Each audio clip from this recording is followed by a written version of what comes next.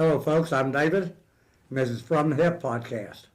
We're sponsored by the Covenant Studio as always, and we're shooting at the SayWhat podcast studio. Just met this young lady here 10 minutes ago. Her name is Neetu, or Neetu. Neetu, yes. You said it right. Neetu, introduce yourself. All right, so my name is Neetu Rishi. There are multiple designations by which people know me. Some call me a life coach, some call me a pageant coach, few call me a model. I'm also an author. But I think one word that describes me best is a passionpreneur, because I converted my passions into my business. Okay. So, but at heart, I'm one of the most I'm that kind of a person who wants to be with the people. I'm a people person. I cannot be alone. Well, I'm a people person, and that's, as we were talking off camera, We both are here, yes. how I got in the podcast studio. Awesome, I love it. So, where are you originally from? I'm originally from India, and then we moved to United States in 2016 because of my husband's career, his job. He works as an IT company, and then we moved here. In India, I was working, having a luxurious job where I was getting a regular paycheck coming. I was working as a life coach there with a coaching industry. So when I moved here, I had to rethink, what do I want to do with my life? I applied for jobs. I applied at 71 places, and I got a call only from one. And then I realized that moving to a new country, a new culture, you don't get the same profile. I was the director training in India. I was applying at the same profile. So then I realized that I have to start from the bottom again. Then I thought, why to start working for someone else? Why not for myself? And that's where I figured out what's my purpose and what do I want to do. And then I worked on myself first. I joined Toastmasters because I was always into speaking and training and coaching. I joined that, went up to the international level. I did certifications with Dale Carnegie. After doing all that, I was ready to launch my business. So I spent 3 years working on myself and preparing myself. In 2019, July, I launched my first business. And Now, you said Toastmasters. Toastmasters, yes. That's to help you speak in front of crowds, etc. Yes. Even though I was always an extrovert, even in India, because I was in that profile. But when you change countries, you change culture. Our first language was not English.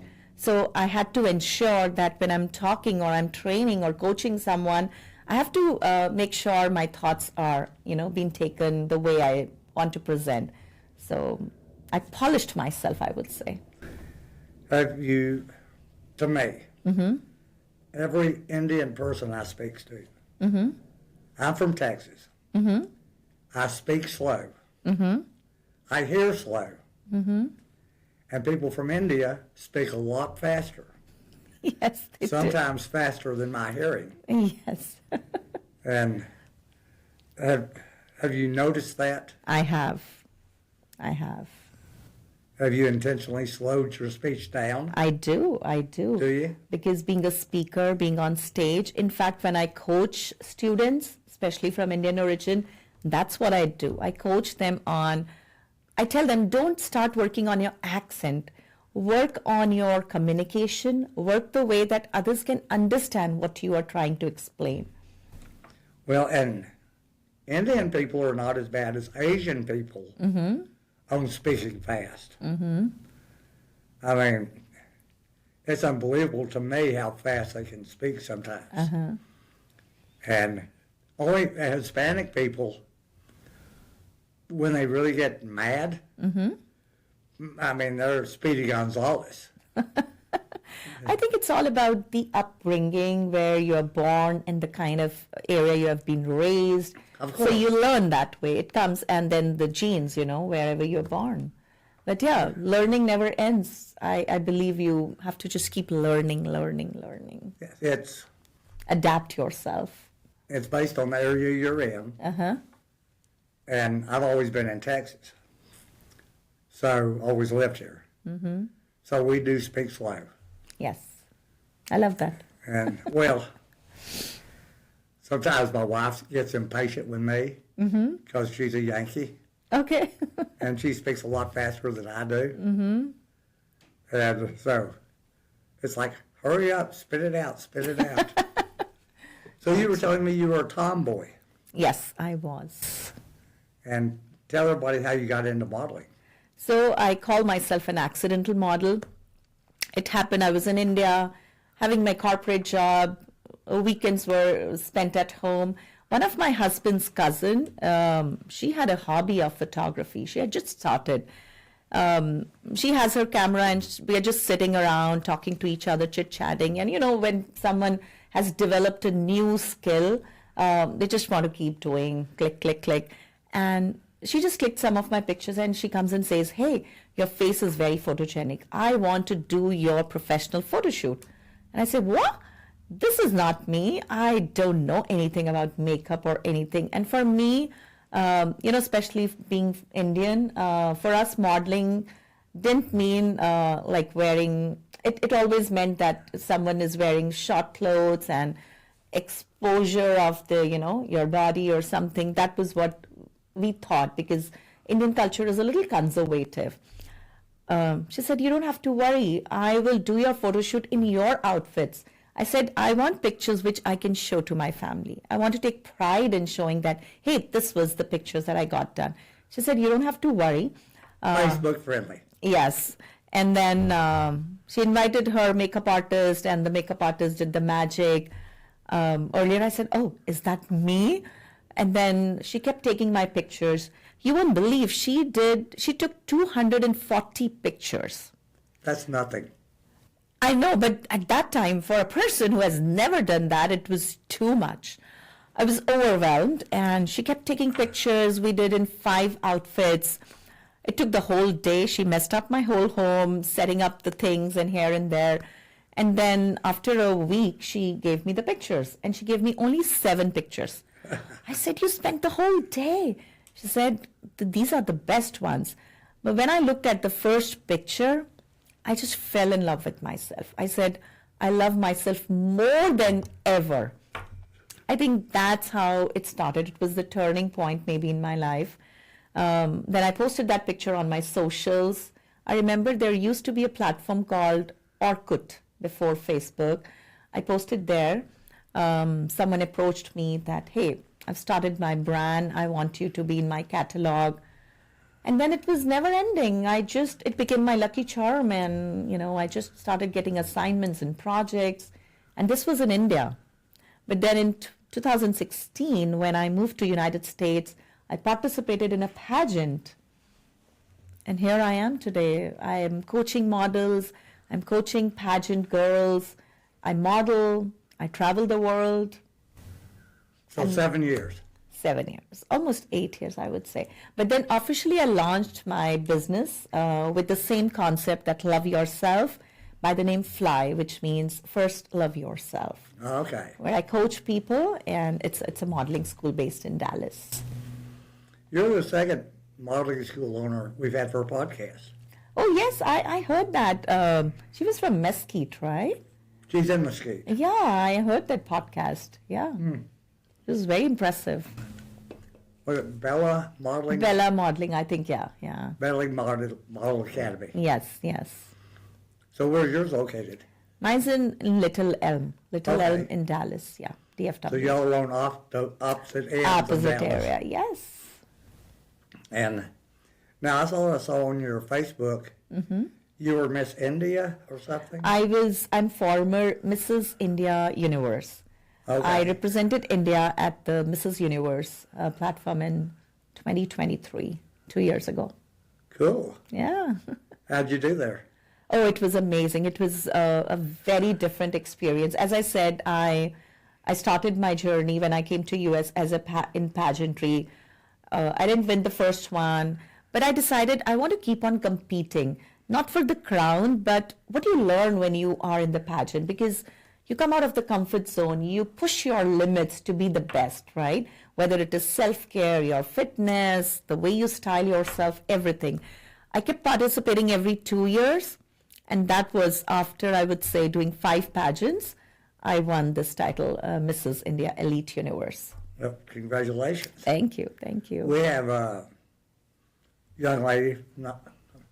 I won't call her a young lady because I'm an old man. You're not old. But Stephanie is in her 40s, Okay, and she does a lot of pageants okay. and has won a lot of them. I think pageantry is an addiction also, in terms of someone who is hungry to grow in life and challenge themselves, because pageant is not easy. When you're on the stage in front of so many people, you have to prove yourself, whether it is your walk, whether it is your speaking, whether it is your community work. It comes with so many things, but I think it is worth it at the end. Well, when I started my photographic journey back in, what would that be, about 74, 73, Uh-huh. I worked for a master photographer. Okay.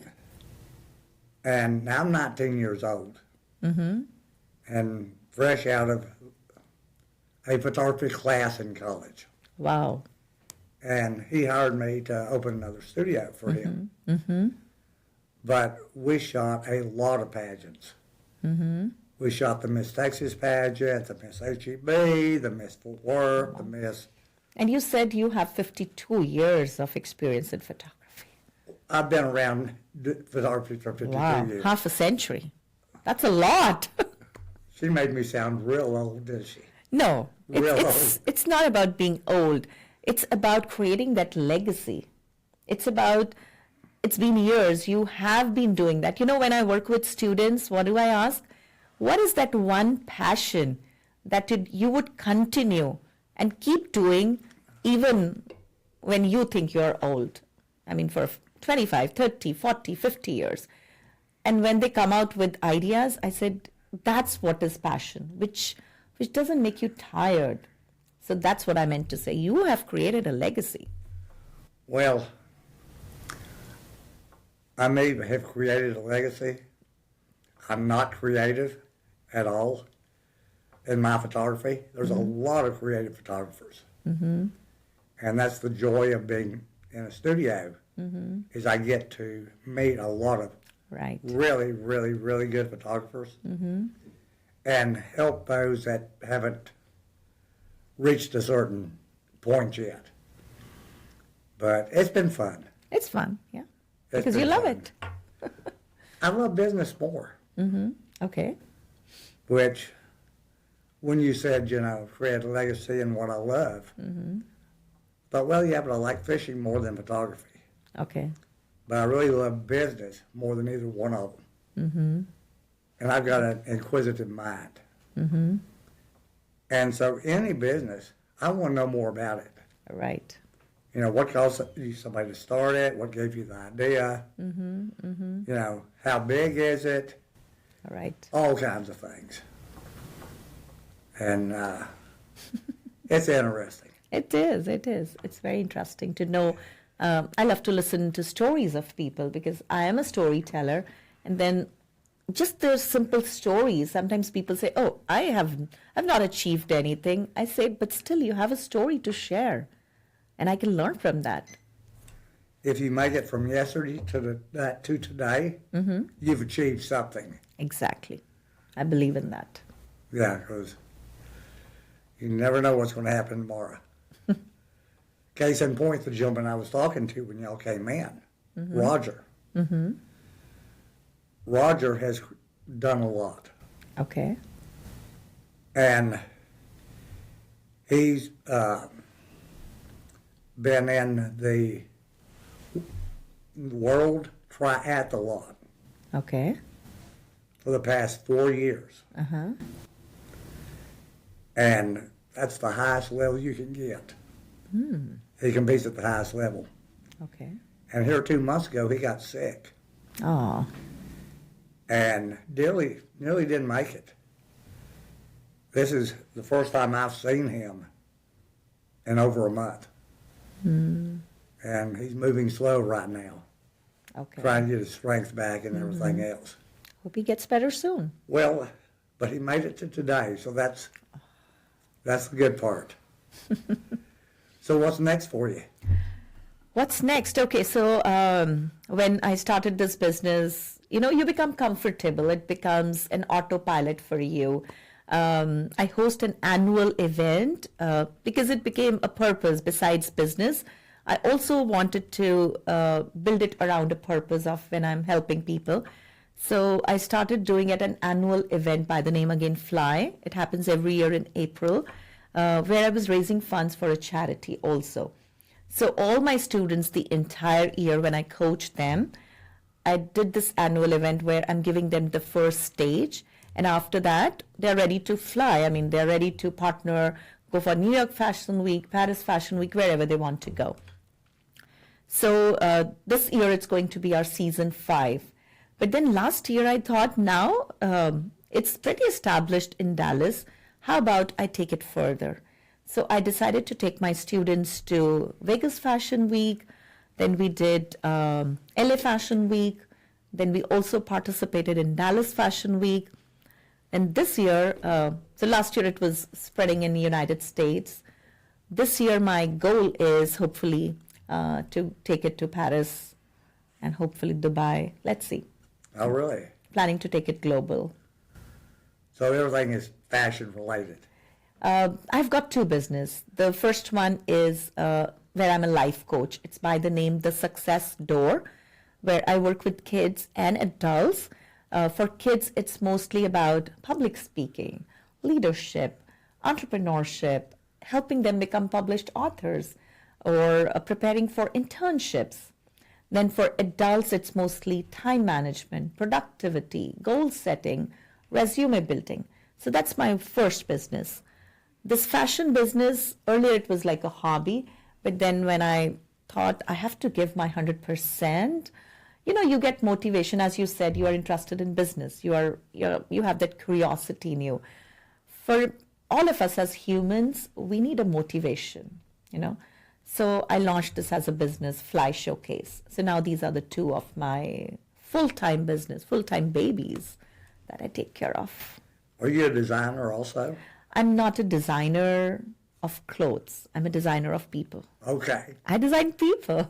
But yes, I style them for creative photo shoots because I'm very creative when it comes to clothing. So I partner with designers and I bring them on for the models where we do fashion shows. Well, I'd seen a lot of wardrobe. Mm-hmm. And I got the impression that maybe it was your wardrobe that you had designed. Yeah. But it wasn't. It was other designers. Yes. Most of the people think, because the way I dress up, they always ask me, hey, are you a designer? I say, as of now, not. Maybe in future. Let's see. Oh, excuse me. Okay. So, tell me more. Okay, tell you more. So as I told you, this year I'm planning to go global, hopefully by God's grace, and I believe in the support by the community. Let's see. Besides this, I have another side where I'm an author. I've written 2 books so far. I normally write nonfiction. It's all started again with my own life. The first book is titled A Different Monday. I'm sure you must have heard everybody faces that Monday blues. When we were a child, we don't want to go to school on a Monday. When we start working, we don't want to go to work on a Monday. Monday mornings are crazy. Nobody wants to. Everybody feels lazy. I also faced the same challenges. So I started working on myself. And when I was ready, I said, now it's time to share it with other people. And I was always fond of writing. So I wrote a book. It was accepted nicely by people. It has like small 26 life lessons by which you can get rid of Monday blues and you'll fall in love with Mondays. Then after that, I wrote a second book because I was working. And when you are in a corporate job, there's a lot of politics, a lot of challenges. When you have to rise high in the ladder, you have to work hard, work smart. Then after facing those challenges and kind of figuring out the way, reaching at the director level, then I said, now it's time to share it with the world. So I wrote the second book, which is titled as I'm Unstoppable. it's not my autobiography or my memoir. It's all about 10, I call them magic formulas that you can learn to be good when you're working, kind of an intrapreneur, I call it. So these are the tools for intrapreneurship. Now, let me ask you. Yeah. You said you wrote a book. Yes. Did you use a pencil and pad? I did. I'm that old school person. And then after you've got it? Yes. The first one when I wrote, I was just writing on my notebook. I love to buy those fancy journals. At the start of the year, I'll go to Barnes and Nobles and get 10 of those, which have nice captions written, because it kind of inspires me. And the first one I wrote actually on the paper. But then for the second one, I thought, now I have to be smart. It's a lot when you write and then you transfer that on your laptop. The second one, then I started writing directly on my laptop. And yes, I still love to write by paper and pen. That's my best friend. My problem with writing? It's not a problem. It's a strength. No, my problem with it, when I write, I can't read it. I really should have been a doctor. And I print everything because my cursive is so bad. Not bad. I can read my cursive to a degree. But no one else can. So I print. Got it. So this reminds me of a little kind of a joke that we grew up with. My handwriting was great, but then my sister's handwriting was not that beautiful. So she used to write, and then one of her friends comes and says that she'll become a doctor. I said, how do you know she'll become a doctor? Because I wanted to be a doctor when I was young. They said, no, her handwriting is not that beautiful. So if your handwriting is not good, you become a doctor. Why is it that a lot of Indian people become doctors? Because I think we grow up with that Goal? With that goal. The parents are super ambitious for their kids.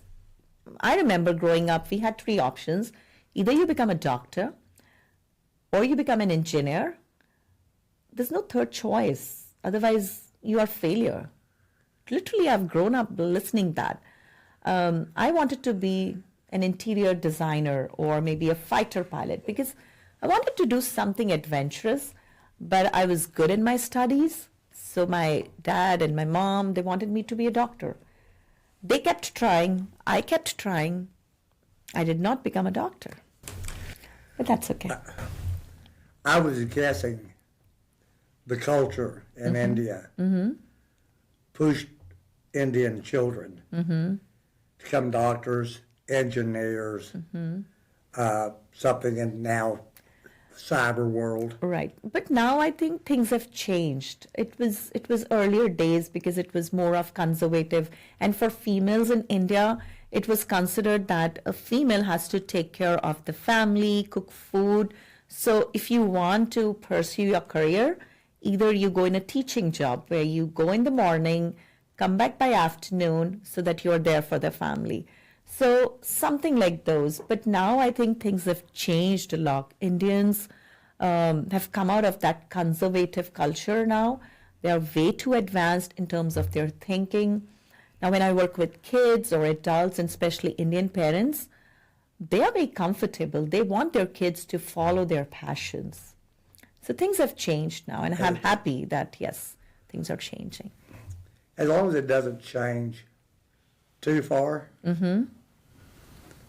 there should be some loftier goal for children to achieve. Right. No, I myself, I'm a parent, and most of my kids' friends, they call me a cool mom. Even my husband, we both are very cool parents.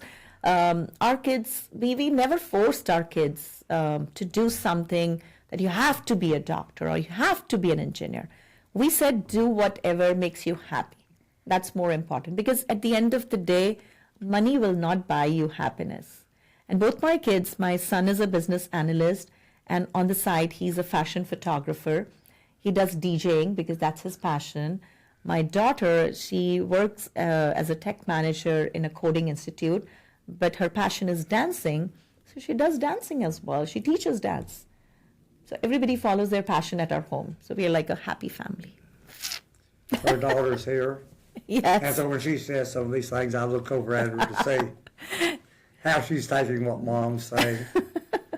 No, it's, She'll say, no, no, I just said the truth. yeah, and she's over there smiling. Yeah, that's... Now, was that you that mentioned Indian weddings? Yes, Indian weddings. And that being a 3-day event? I've never photographed one. I've never been to one. Okay. So tell us about Indian weddings. So, Indian weddings, the biggest fact about Indian wedding is that it lasts for almost 4 to 5 days. Yes, we get to buy so many outfits. I was recently in India for a family wedding, and I bought 4 outfits. Then you wear a lot of jewelry. So you buy jewelry, then you buy footwear, then you buy bags and accessories. So first thing in Indian wedding is very expensive. And the women love it because they get to buy all this stuff. Women love it, yes.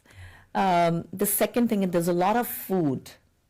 My husband recorded the whole, the food that was spread out and beautifully. The wedding you went to? He made the whole little video capturing the number of items that we had, and that video is for 3 minutes.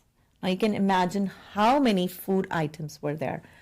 You'll get tired of, oh my God, I can't eat more, but there's so much of food in Indian weddings. So that's the second thing. But the beauty of Indian weddings, which I also mentioned in one of my episode of Wednesday Voice that I do, that there's always a reason behind everything. Spending 5 days, families come together, they get to know each other, they spend time with each other.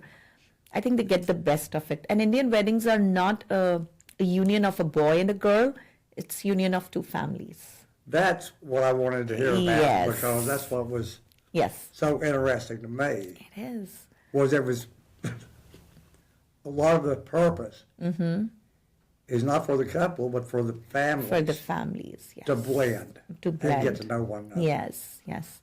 Because in India, every 200 miles, there's a new culture. There's a new language. There's a new food. There's new clothing, everything. So Is that way in Texas? if East meets West, if someone is from North India and someone is from South India, you definitely need to know each other well. So I think while growing up, I didn't understand, but the more I was curious to know, there's a reason behind everything that we do in an Indian wedding. I think that's real cool. Yeah. We do a lot of dance till the time our feet says, now stop, you're tired. I can imagine. I know some photographers, or I've chatted with some, that will shoot an Indian wedding. And it's a chore. It is. Really? It is, Because- but it's fun. You make memories for a lifetime. And mostly, aren't they shot by Indian photographers? No, it's not like that. We have photographers who want to shot Indian weddings because they are curious to see the grandeur of the outfits or the jewelry that we wear. In fact, I remember when I participated in this pageant, where I became Mrs. India Universe. In that pageant, there's always a national round where you wear something for your culture. And I was wearing all the jewelry and a huge outfit. So there's a female artist in Frisco. She made my portrait. And she said, I always wanted to add to my portfolio an Indian female, the way you dress up. But at the end, she said it was a lot of work because you wear so much of jewelry. But she said it was worth it. Well, I know photographers I've talked to, they talk about all the work for an Indian wedding. Yeah, it is a lot of work, no doubt. Because it's several days. It's several days, yeah. And I know when my oldest son got married, the photographers were there, and he's not Indian. Or we do have a little bit of American Indian blood.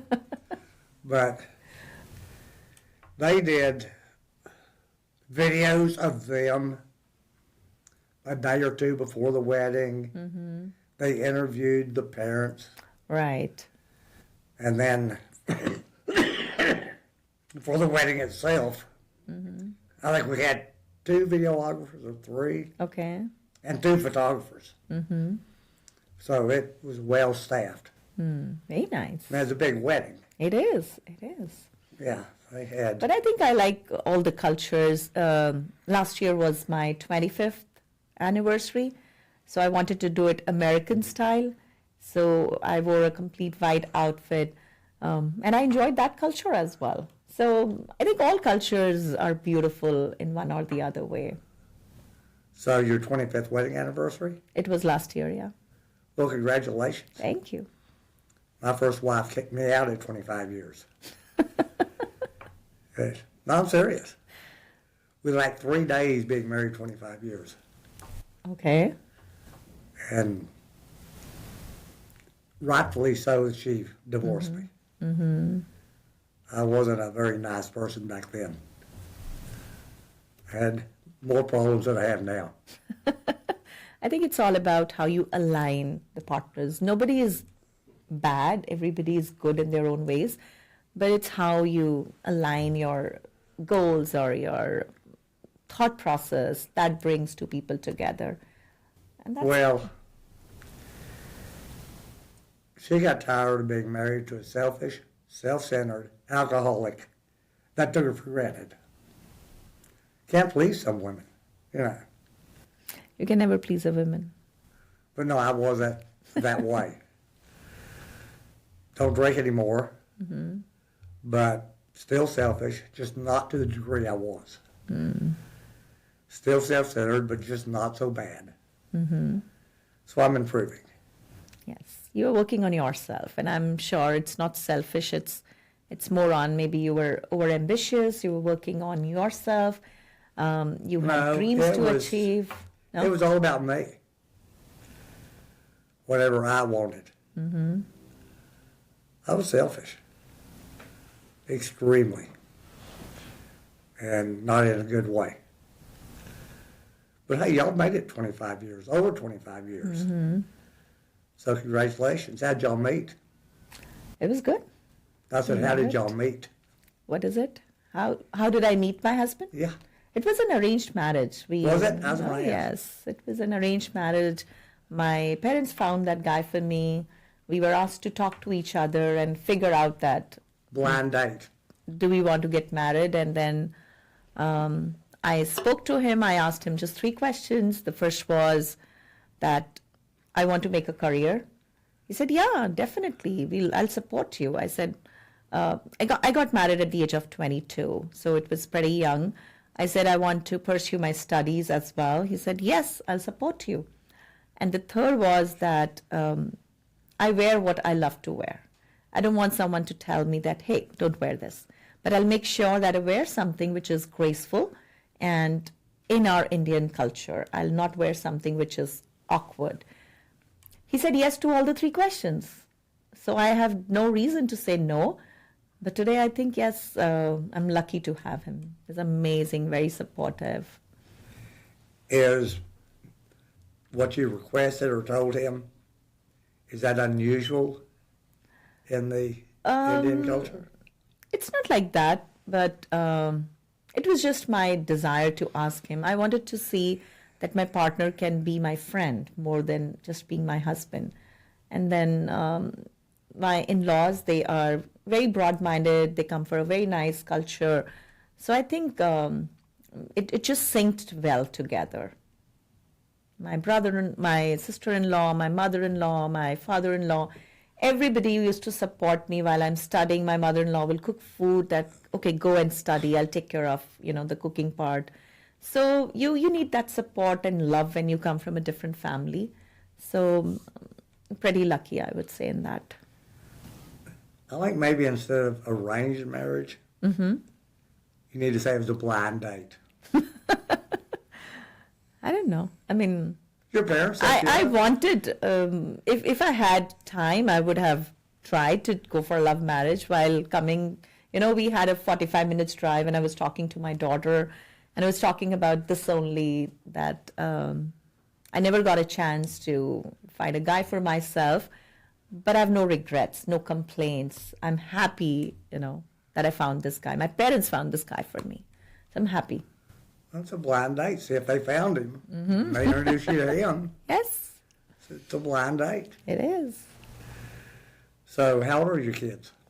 My son is 25 and my daughter is 23. I've got 2 of them. So we're a member of 4. We live like friends. Well, that's kind of cool. It is. Well, first we need to tell people how to find you. All right. So my family calls me a social media queen. I don't know the word queen, but yes, social media. It's not that. It started when, launch a business in a new country and you don't have funds for marketing. Social media was a free tool for me. So it started for me to promote my brand, promote the way I am or who I am. I'm more of an authentic person. I wanted my audience to know who I am and what I do and why I do. So that's how it started. But now I'm on all the social platforms. People can find me on Facebook by my name. They can find me on Instagram. Okay, Neetu tell everybody Rishi. your name and spell it for everybody. Okay, so it's Neetu, Neetu, and it's Rishi, that's my last name, Rishi. So they can find me on Facebook, Instagram, LinkedIn. And then on YouTube, I have my own channel. It's by the name Neetube, because I came out with the name. My name is Neetu and YouTube, so I combined it, Neetube, Neetube. So that's my channel. That's cool. So how's your channel doing? It's okay. To be very honest, I'm not very consistent on it. Social media is also, it's a way, you learn strategies and you grow with that. Past 1 year, I was focusing more on growing my Instagram. But this year, my goal is to focus on my YouTube channel as well now. Let's see. Taking it one by one.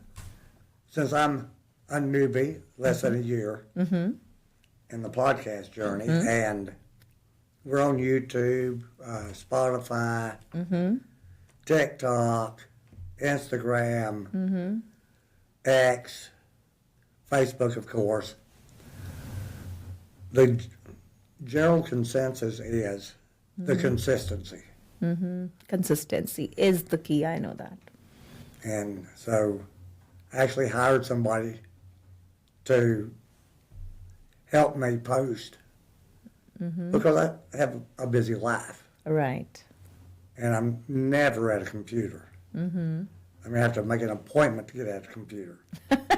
I like that. And but I've got my phone, but I'm always driving. And I try not to drive and text or surf the web or anything. Right. So anyway, he posts for me, and we're on a consistent.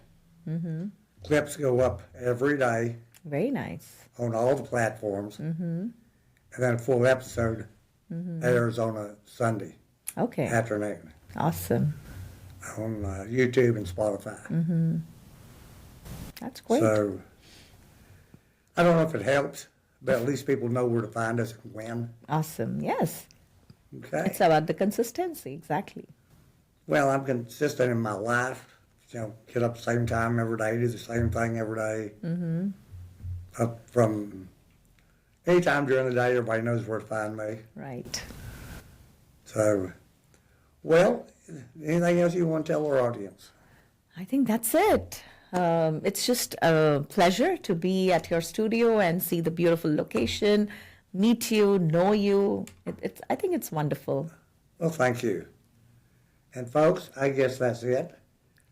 Reach out to Neetu, Neetu, Yes. Rishi. Rishi. Yes. Hey, I did good. I remembered it all. Yes, you did good. Well, we'll see y'all next week, folks. All right. Talk Thank to you. you later.